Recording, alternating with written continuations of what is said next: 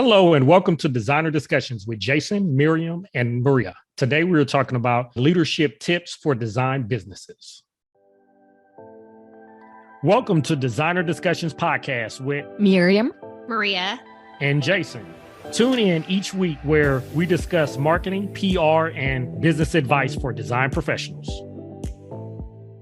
Are you ready to get serious about marketing your interior design business? Our Designer Discussions Marketing Studio offers a series of in-depth, actionable, and done-for-you content to guide your marketing, PR, and business development.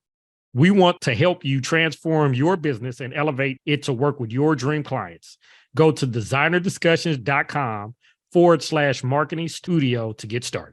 Today, we are joined by Erica Weed, and she is a professional in the leadership training space. And so I wanted to have her on to talk about leadership tips because as a designer myself, and Maria can also attest to this, we learn a lot about the design industry, but when we want to run a business, we don't learn a lot about leadership and the effect that can have on the design business. So that's why we want to have Erica here today. So how are you doing today, Erica? I'm doing great this morning. And I just want to tell you, I have an MBA and I got taught very little about running about the leadership process in business as well. So don't feel bad. This is not unusual. Well, that's good to know. That's good to know. So I wanted to have you here because we had a conversation last year and it was a dynamic conversation. And we talked about leadership and hiring process and how you can interact with your employees and how they can make or break a business. From all of that, I had talked to Maria and Mirjam. I said, we need to have her on just to talk because I know a lot of our designers that are business owners, whether you're a one-man shop, whether you have a few employees or whether you have a vast organization, leadership is at the core of helping to run a successful business. And so that's why I want to have you here. So if you could tell us just a little bit about who you are. So my name is Erica Weed. I am an organizational development consultant. I work with organizations on topics of leadership, group and team dynamics, organizational development systems, talent systems. And so right now my company is growing and changing, just like I'm sure many in the design industry. There's been a very large shift since COVID, and we are working to shift and change with our industry as well. So it's great to be here and talk to you guys about what's important in your industry. So talking holistically about leadership, what are some tips that you've seen in terms of leadership that are tried and true that applies to almost every industry that every leader should have? I think it's really important to start off with what we mean by leadership. And I will make it very, very simple. Leadership is engaging in a relationship with the people around you. We talk about leaders, and I think a lot of times leader is sort of a placeholder for a person in a position of power and authority. And when we talk about leadership, we're really not talking about positional leadership. We're not talking about power and authority, the ability to tell people what to do. When we talk about leadership, we talk about the ability to cultivate a relationship with the people around you, not just with employees, but with shareholders in your organization, with people that you're partnering with others in the design industry around you. And it's the ability to cultivate those relationships in order to bring resources towards your organization. So that's the number one thing that I like to caution people is don't think about leadership as a position or a person with authority. Think about it as the ability to cultivate relationships around you.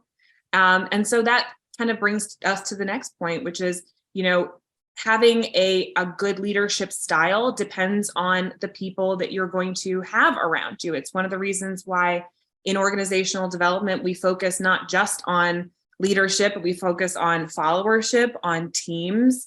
It's one of the reasons why the hiring process is brought into organizational development and leadership development, because we want to make sure that we are creating groups of people that are going to be effective, that we're allowing for leadership in a variety of different types of organizations, for a variety of different contexts, for a lot of different situations. We want to be mindful of all of those key details when we're developing leadership strategies.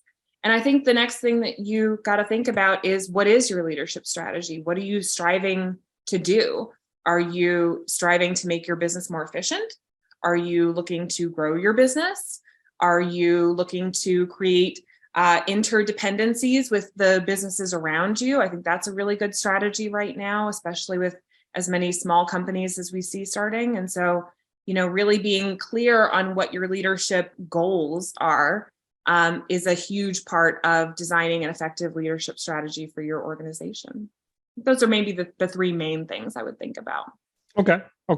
So on the opposite end, since you deal with a lot of leadership training from business owners, what have you seen as the things to watch out for that you see typically in leaders that they do over and over again that they need to either stop because it will, at the end of the day, have a negative effect on their business? I think when we're talking about the main things that leaders do that have a negative impact on their business, I think what we really have to look at is over controlling. I think for a lot of organizations, I started my company with just me, and it was really easy to get along with just me. I didn't have to ask me anything about my decisions, and I didn't have to get my permission for anything. And when it was me, it was much easier. When I brought on a partner, when I started working with other organizations, I had more complexity in my leadership goals. And so I needed to be able to kind of shift away from just pleasing myself and doing what I wanted to do and opening myself up to more opportunities, more options, more complexity, and the needs of the people around me. And I think what I see in a lot of organizations, small organizations or newer organizations, is that it can be hard for leaders to shift away from just me into there are greater needs, there are other needs, there's more complexity. I need to be more open to all those variables and more able to adjust to the needs of those variables. I love that because you said that right. Because when we began, we had our own architecture firm and it was just the partners. It was just us. And so we knew how we had a great work ethic and we knew how to handle everything. But once we started to hire employees and we had to deal with other people's work ethic, or they don't have the passion that the owners have, obviously. Because they're just in it for a whole different reason that the owners are in it. So how do you advise owners with that transition? Because I know that was a big transition for me once we actually had employees to have to relate to them on a different level and mindset in terms of the end goal. So, tell us a little about that. I would say if you're an owner and you are either scaling up your business or your business model is changing, or you find yourself in the midst of a new group around you, I would say the most important thing for you to do is learn how to listen. And that can be really challenging because to be a successful business owner, you really have to be an expert in your field, right? That's one of the major selling points to your clients, is that you know what you're doing. You've done a lot of different things before. You have tons of experience. That makes your clients feel really good. But as a leader, it is super important to be able to step away from your expertise and the gravitas that you may hold in the industry, and again, be able to listen to the people around you. There are a lot of different anecdotes that I can tell you about leaders who were very sure and very clear about what they wanted to do and the direction that they wanted to follow, all the way up until that direction wasn't going to help them anymore. The industry had changed, the market had changed, other complicating variables had changed. And the successful leaders are the ones who are able to listen to the people around them who are saying, maybe we should think about this, maybe we should try that.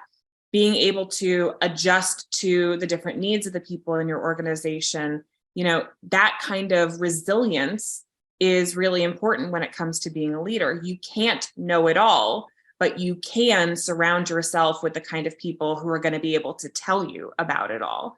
And I think that being a successful leader in your organization means being able to hear that from others, even if it doesn't necessarily go with what you thought was going to be happening. Okay.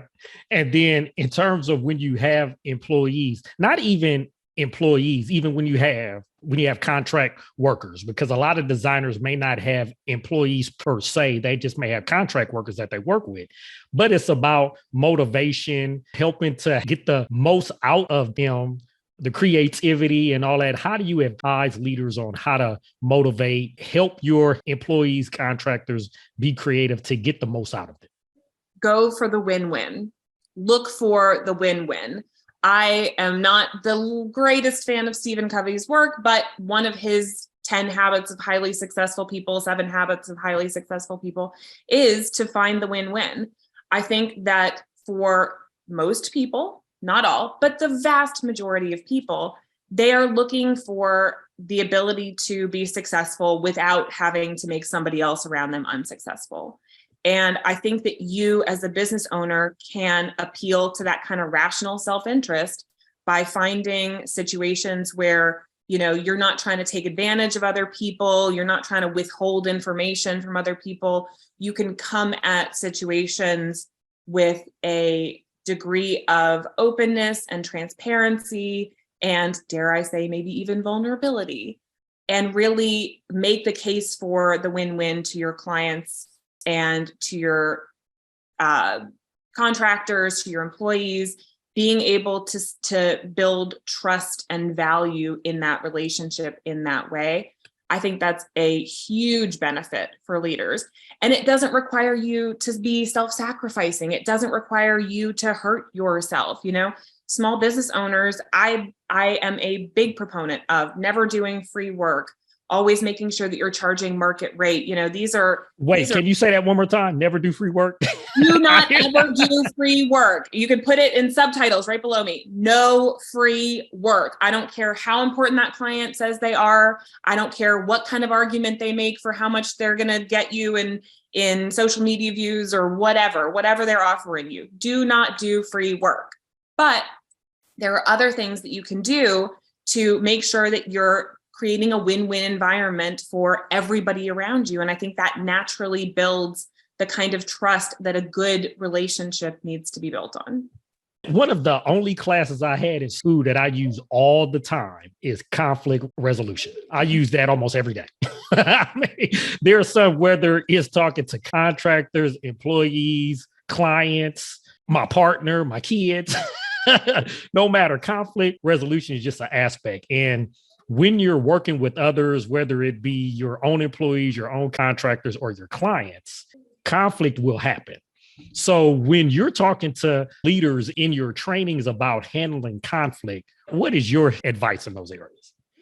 So first of all, I want to say, yes, I 100% agree with you. Conflict is going to happen. Okay.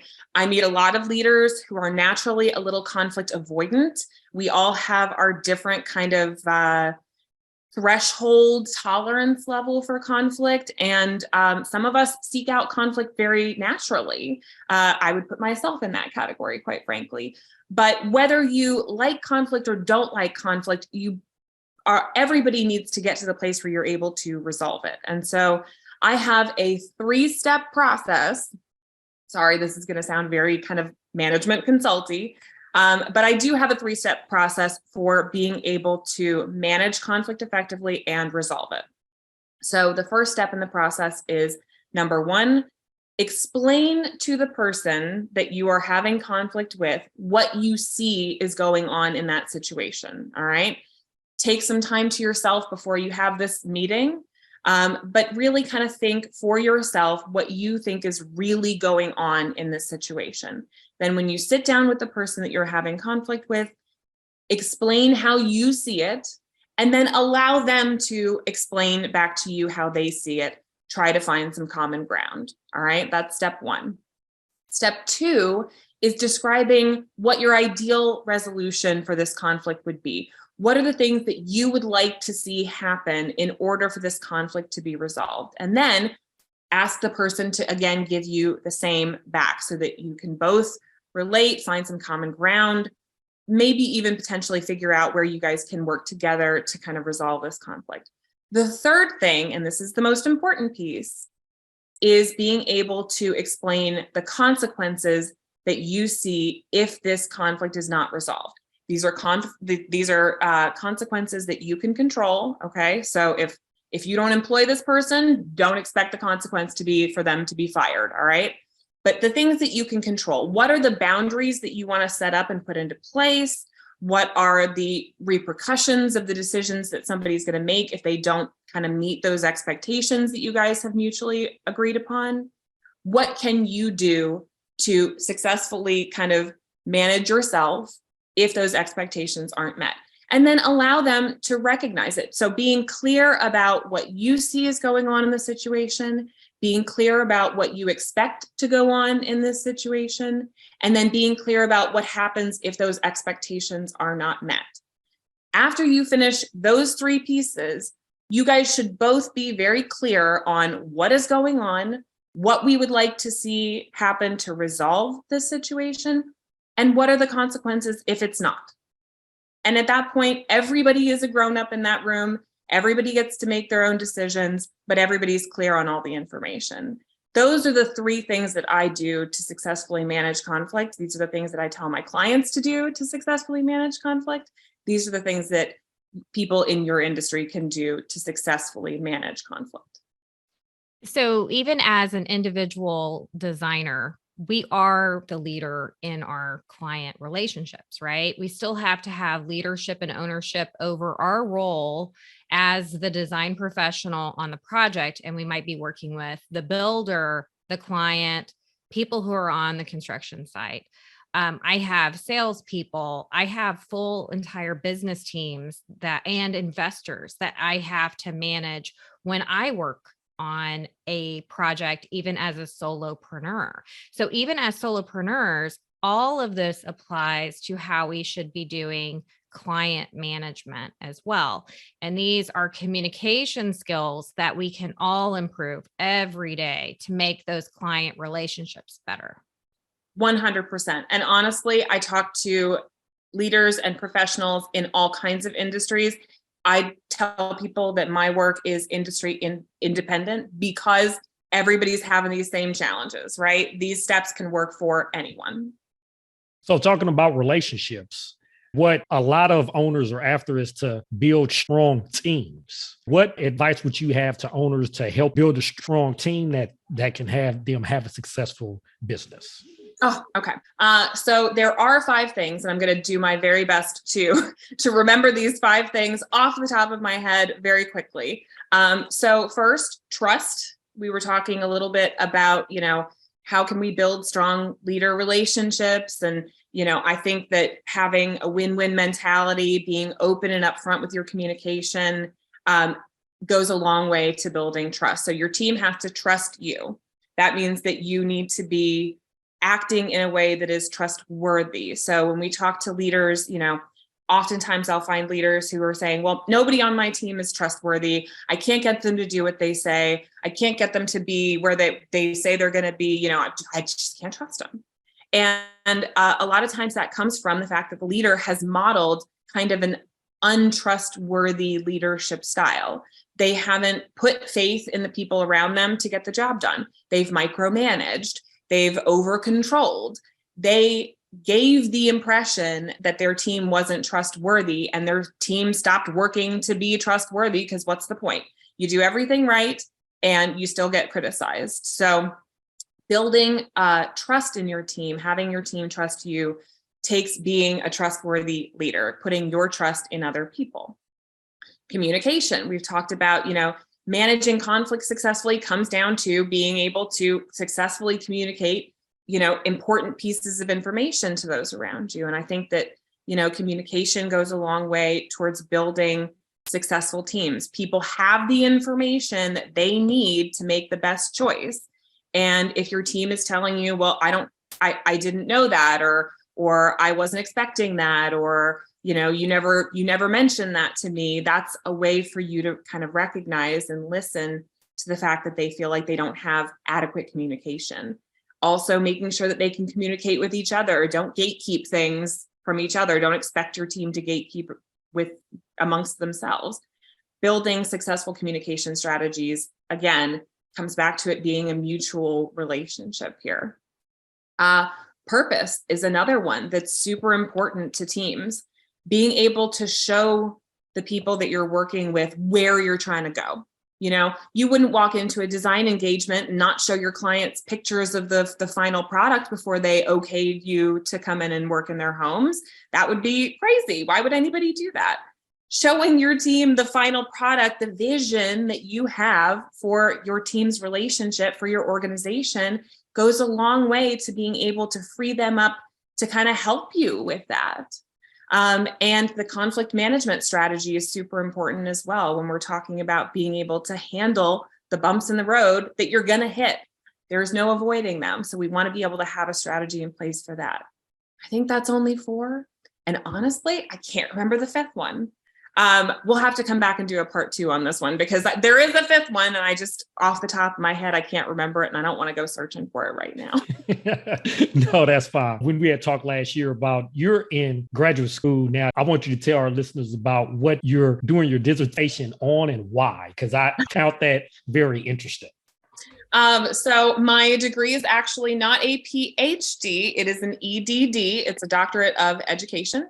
I am doing my dissertation now. I'm a doctoral candidate. And my dissertation topic is narcissistic leadership in times of chaotic change. So I picked that topic because number one, it was previously, for a couple years ago, it was a pretty under-researched topic. It was a pretty under-researched kind of discussion that people weren't really looking at it very clearly. And then for some reason it blew up, and there were lots of people. I know, I can't figure out why either. For some reason, there were a lot of people who were really interested in narcissism.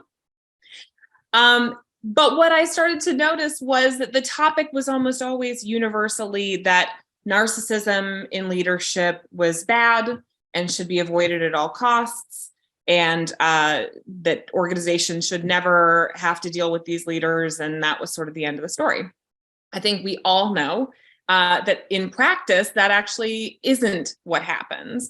That I think in practice, in organizations, we all come across people who are higher in narcissism than what we are comfortable with. And so my question is why? If everyone in the academic area of leadership is saying, well, this is bad and it's terrible for organizations, then how come organizations hire those individuals? How come organizations put up with the things that leaders who are higher in narcissism do, and the consequences that has for organizations? Why is that acceptable? And I have a theory, but it has not been proven yet. So you guys can stay tuned for the conclusion of that exciting episode. But I think it's really a conversation worth having, because it's something that has real consequences for people in organizations. And my whole job as a leadership development professional is to ask the questions that are going to bring answers to people in organizations that are going to make their lives easier, make their teams stronger, make their organizations more resilient. I love that. And we are going to have you back to see what happened if your theory was actually proven out from once that's all ironed out. We shall see. Stay tuned. It just crossed my mind. Like, have you ever coached a narcissist in a leadership position? That must be interesting. I have worked with individuals who are higher in narcissism. I think that it is less interesting than people might believe. I think that we know that the root of narcissism is just intense insecurity. It is an over application of strength to mask what is just pure, unadulterated shame and insecurity. And once you see that, and once you've really experienced that, it gets a lot easier to deal with people's bad behavior, because it's not personal to you anymore. Mm-hmm. You know, it really kind of lifts the weight off of your shoulders to say, oh, that's about me. You know, I'm responsible for that. That's my fault, which is kind of what they want you to feel. And you really have the freedom to say, okay, that's a you problem today, And I'm going to need you to have that problem today. That's not going to be my problem today, which is a very liberating place to be, quite frankly. Yeah, I was like, this works with people. This works with your family. This works with your working team. This works with your clients. Because I think what happens is, as designers, we think we have to treat our design clients differently than we need to treat like our work people. And I think when Jason was talking about this, he was like, what about your team, building your business, your teams, these big firms, blah, blah, blah. And I'm like, dude, it's the same. It's the freaking same. Like, your leadership skills in your office are going to be the same leadership skills, if they're good, that are going to help you with your clients. Like, that will make you a better person with a design client. So, well, and imagine how your team would be if you treated your team as well as you treat your design clients. Yep. Yep. Yeah. Imagine. I was just looking at your website while we were talking to it. I'm like, oh. And I'm like, there's a lot of humanity woven through all of it, which in my, however, 20 plus years of corporate was not always like that with the organizational development people. Let's just put it that way. That was called HR. And HR, ironically, does not always cater to the human needs. No, they really don't. Relationships. And so one of the reasons why OD exists is because somebody said, hey, this isn't how people are. This isn't how people work. And so my job, and particularly the reason why I chose the program that I chose to get my doctorate, and the reason why it's not a PhD, is because I didn't think that I wanted to be in academia. I didn't want to be a teacher or a professor writing research papers for AACSB accreditation when I could be in organizations actually putting the theory to practice. And I think that one of the things that's happened over the last, I mean, it's been happening since OD was created. But I think over the last few years, for sure, and especially since COVID, we started to realize that, stop treating people like they're supposed to be robots or machines. Come on. You guys know better. There's no reason to take the humanity away from somebody just because they're working. And so what you're seeing is a real resurgence of understanding the way that people operate. That's one of the reasons why I use personality assessment in my practice. It's one of the reasons why I use motive need assessment in my practice. I want to know who you are at like a neurological level, so that I can help you to structure your work so that it suits your personality, so that it suits your motive need, so that it really develops you as a person. And we can do that at a team level. And oh, by the way, we can also do that at an organizational level. And once you accept the humanity of people and design the systems to work with that humanity, not against it, you actually start taking advantage of a lot of the efficiencies that are around you. You get that, well, you guys will get this, the gestalt becomes even more important there, because you're really taking advantage of like that exponential kind of development in your organization. And it makes it so much better for the people around you. That makes complete sense to me. It's just not, it's not what I see in a lot of organizations that I work with, sadly. Yeah. And 100%, we're behind. All right. We are behind. The industry is behind. Academia has not done a great job of catching people up. We're not talking about this enough. There's a lot of, and you know what? There's also a lot of misinformation in this market. I have met many people who call themselves a coach, who call themselves a consultant, who don't necessarily have the background or the tools that they need to do this work really well. And so, every time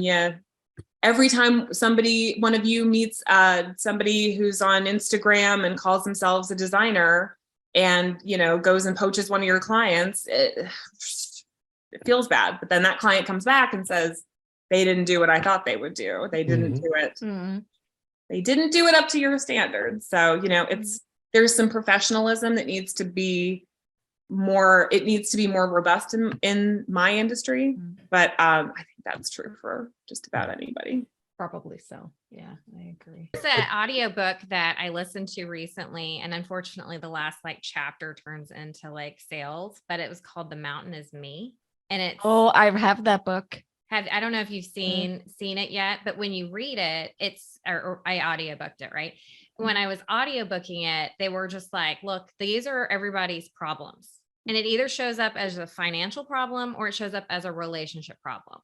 And once you figure out how to fix those problems in your relationships, like then it'll show up in your financial, but you can fix it in the financial department. And then when it doesn't move on to there, you'll find it located in your life in the same way. And they were like, you can basically overlay like someone who's having a relationship problem with someone who's having a financial problem. They're all facing the exact same problems. They have, they can ask the same questions and get to like their better solution through those things. And it's super interesting to realize that like business is just another lens for us to learn about ourselves. And we learn about ourselves, and our failings in work are the same failings we have at home. And they're the same failings, we're going to have in other areas of our life. But that book was really interesting to read because I hadn't had anyone overlay so accurately that like, if you have like a really strong self-belief that you're going to be successful and you're going to be financially stable and everything is going to work out for you in the long run, that those people are financially stable and they are doing well in the long run. And then the people who are sitting around that don't have that thought and that belief are the ones that are struggling. It's so wild to just see how it's the same person, but just, it's like, I don't know, I guess like columns, we have that we don't realize that we have that we're working. Absolutely. I call myself a leadership development consultant. I call myself an executive coach, but the challenges that my clients are facing at work are the same exact challenges that they're facing at home. And so when, talk about my website and how it's got a very kind of human, we're incorporating all the human characteristics. The reason for that is because you really can't separate, and you really shouldn't try. You shouldn't be two different people, one at home and one at work. That's not sustainable. And it's one of the reasons why change is so hard, because if you change something at work, it will change your whole life. If you change something in your relationship, it's going to have an impact on your whole life. And so, if you're trying to quit doing something here, but continue to do it someplace else, well, that's not sustainable change. Right. And so we want to get your whole person involved. We want to create a full integrated person who is the same confident, self-assured, open, generous, vulnerable person at home as you are at work. And exactly. It's just really interesting. I don't know. I've just found all of this research and stuff to be so interesting. As we close out, from all of the training that you've done with leaders, what have you seen? And we hear articles all the time about these are the traits of the top leaders, that you must have these things. What have you seen from your own training and your own interactions with leaders that are the tip that they have in common of the successful leaders that you dealt with in the past?